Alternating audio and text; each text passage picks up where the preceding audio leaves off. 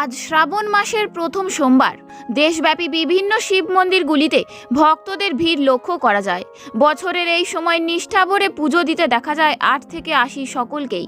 পুরুলিয়ার শতাব্দী প্রাচীন এই মন্দির আনারা বাবা বানেশ্বর ধাম, যা পুরুলিয়া জেলার পাড়া থানার অন্তর্গত এই মন্দিরটি। শ্রাবণ মাস উপলক্ষে সোমবার ভোর থেকেই ভক্তদের ভিড় উপচে পড়ছে মন্দিরে। হাজার হাজার ভক্তের সমাগম হয় পুরুলিয়ার এই শতাব্দী প্রাচীন মন্দিরটিতে। এখানে শুধু পুরুলিয়া জেলার নয়, পার্শ্ববর্তী রাজ্য ঝাড়খণ্ড থেকেও বহু পুণ্যার্থীরা এই মন্দিরে পুজো দিতে ছুটে আসেন। জেলার প্রাচীনতম এই আনারা বাবা বানেশ্বর ধাম শিব মন্দিরের বাইরে এলাকার ব্যবসায়ীরা ছোট ছোট পসরা সাজিয়ে বসেছেন। বাচ্চাদের খেলনা, মহিলাদের সাজের জিনিস, খাবার জিনিস, পুজোর জিনিস ইত্যাদি সব মিলিয়ে একটি ছোট মেলার রূপ নিয়েছে এলাকায়। মন্দির কমিটির তরফ থেকে জানানো হয়েছে, এদিন ভোর 3টে থেকে পুজো শুরু হয়েছে এবং প্রচুর মানুষের সমাগম হচ্ছে।